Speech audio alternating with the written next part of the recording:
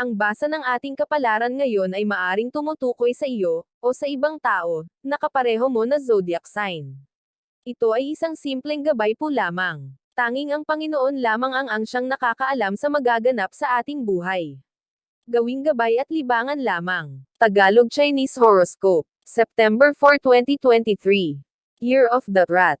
Hindi ka magdadalawang isip na tugunan ang pangangailangan ng iyong mahal sa buhay. Alam mo na ikaw lang ang kanyang matatakbuhan, kaya naman magiging bukas palad ka para sa kanya.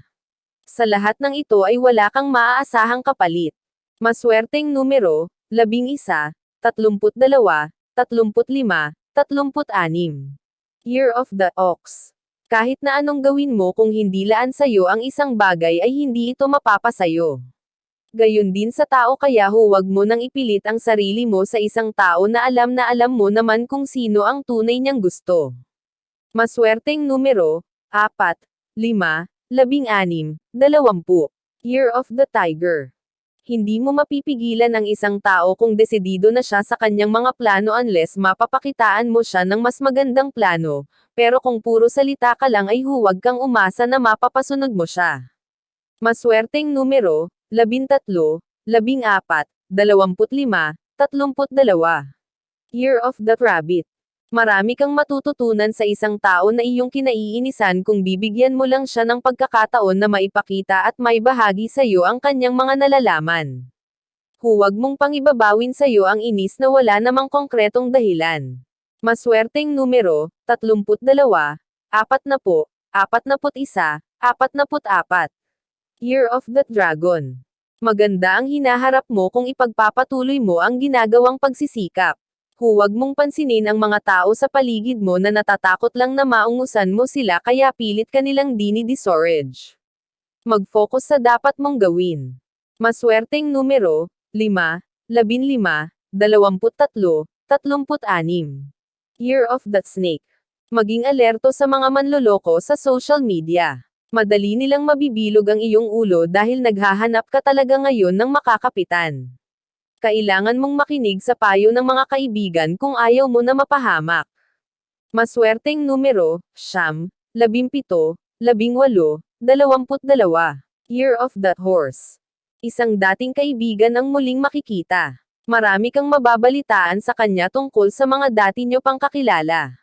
May inspired ka sa kwento ng buhay ng isa sa kanila, kaya nanaisin mo na matularan ito sa hinaharap. Maswerteng numero, 30, 41, 50, 65. Year of the Sheep. Ingatan mo ang mga orihinal mong ideya dahil malaki ang posibilidad na manako ito sayo. Sa oras na ito ay maaga ng iba ay mahihirapan ka ng bawiin ito, kaya naman ngayon pa lang ay mag-isip ka na kung paano ito mapoprotektahan. Maswerteng numero, 6, 13, 17, 34. Year of the Monkey. Magiging inspired ka sa araw na ito. Isang tao na hindi mo inaasahan ang magsisilbing inspirasyon mo. Ang buong maghapon ay mapupuno ng saya at babaunan mo ito hanggang sa pagtulog, mapupuno ka ng kapanatagan. Maswerteng numero, 44, 57, 68, 70. Year of the Rooster. Tanggap mo na hindi lahat ng araw ay puro swerte at saya, kaya naman kahit na hindi gaanong maganda ang araw mo ngayon ay hindi mo ito masyadong iindahin dahil patuloy ka lang aasa sa mas magandang umaga. Maswerteng numero, 21, 22, 30, 41. Year of the Dog. Hindi mo na kailangang makisawsaw sa awayan ng iyong mga kamag-anak. Kung pilit mong idadamay ang iyong sarili kahit hindi ka naman nila isinasali, ay magdudulot lamang ito ng malaking problema sa iyo kaysa kanila.